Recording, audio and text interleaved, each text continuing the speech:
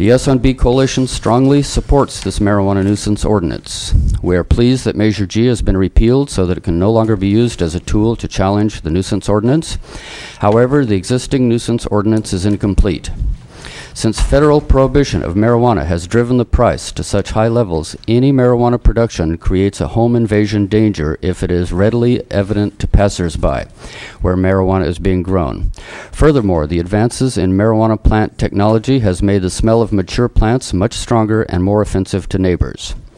The combined effect of these factors is to give a public nuisance if any sign of marijuana cultivation can be detected by sight or smell from outside the property on which the marijuana is being grown. Public health and safety require that marijuana should be grown only where others can't see it and can't smell it. These principles are embodied in the City of Ukiah's marijuana ordinances. We believe they should be added to the county nuisance ordinance.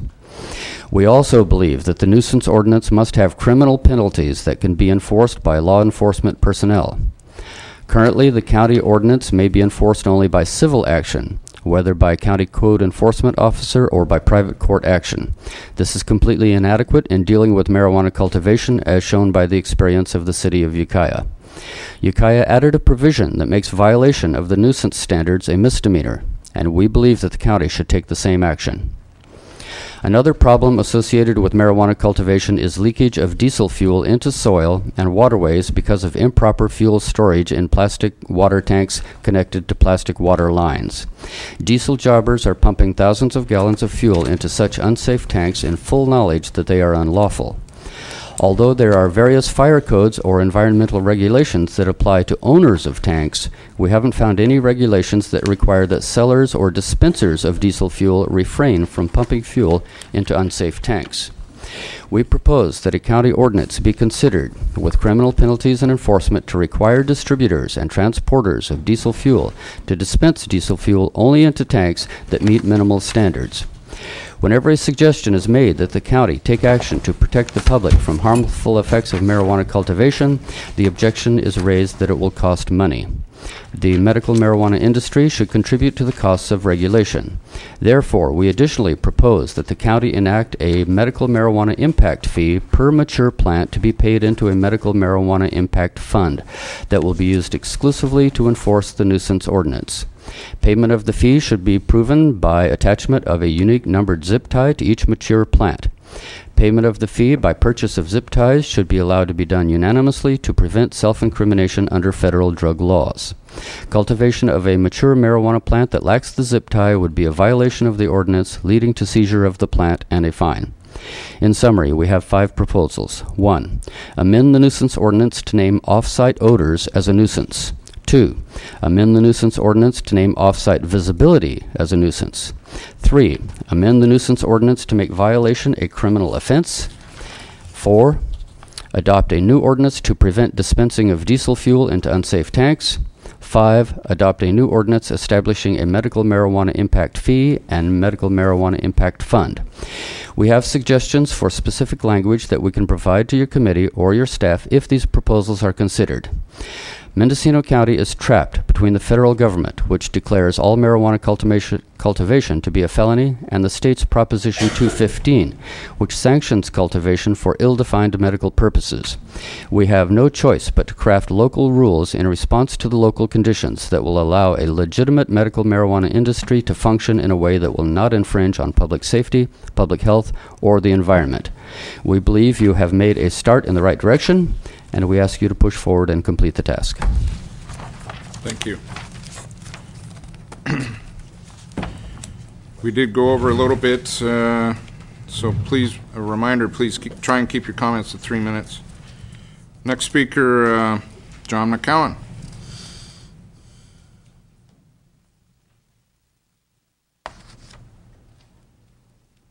Thank you, Mr. Chair and members of the board. I'd like to start out by thanking the Sheriff's Office for the great job that they've been doing in enforcing the laws against criminal cultivation of marijuana. This is exactly the spirit in which Measure B was intended, to go after the criminal and the commercial, the problem growers. I'd also like to second the notion that for the marijuana cultivation ordinance that you've passed to be effective, it has to have the option for criminal enforcement. That would not be the first choice, but it would be the choice for those people who refuse to come into compliance. To proceed with civil enforcement, the experience of the city of Ukiah was that the violator will harvest their crop at maturity because of the lengthy and bureaucratic process involved in seeking civil enforcement. I also want to thank the Board of Supervisors for authorizing County Council Nadell to proceed against the effort to put Measure G back on the ballot. Measure G clearly was illegal and unconstitutional, as the recent ruling of the court has held.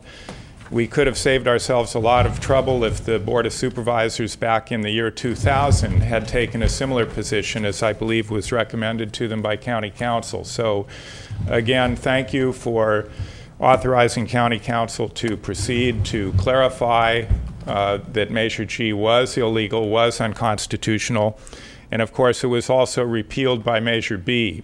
So hopefully everyone's clear about that. Prior to the election, Sheriff Allman said, if Measure B passes, I will need 6 additional deputies. If Measure B doesn't pass, I will need 6 additional deputies.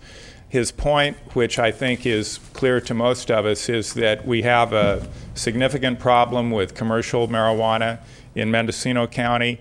There's a lot of people out there growing far beyond the bounds of anything that's reasonable. I did thank the Sheriff's Office for their efforts in doing what they can with the limited resources available to them. But if we want to be serious about bringing the bad actors into line, we do need to devote additional resources to this. And I know it's a very tough budget year, but I believe that the Sheriff's Office staffing is at the same level that it was 40 years ago.